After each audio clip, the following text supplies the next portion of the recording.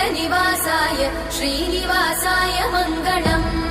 लक्ष्मी सविभ्रमालोकसुभ्रूविभ्रमचक्षुषे चक्षुषे सर्वलोकानां वेङ्कटेशाय मङ्गलम्। श्रीवेङ्कटाद्रिशृङ्गाग्रमङ्गलाभरणाङ्गये मङ्गलानां निवासाय श्रीनिवासाय मङ्गलम्। सर्वावयव सौन्दर्य सम्पदा सर्वचेतसां सदा सम्मोहनायास्तु वेङ्कटेशाय मङ्गलम्।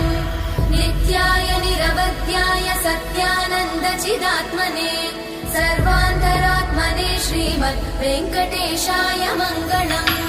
स्वतः सर्वविदे सर्वशक्तये सर्वशेषिने सुलभाय सुशीलाय वेङ्कटेशाय मङ्गलम्। परस्मै ब्रह्मणे पूर्णकामाय परमात्मने प्रयुञ्जे परतत्त्वाय वेङ्कटेशाय मङ्गलम्। आकालतत्त्वमशान्तमात्मनामनुपश्यताम् अतृप्त्यमृतरूपाय वेङ्कटेशाय मङ्गलम्।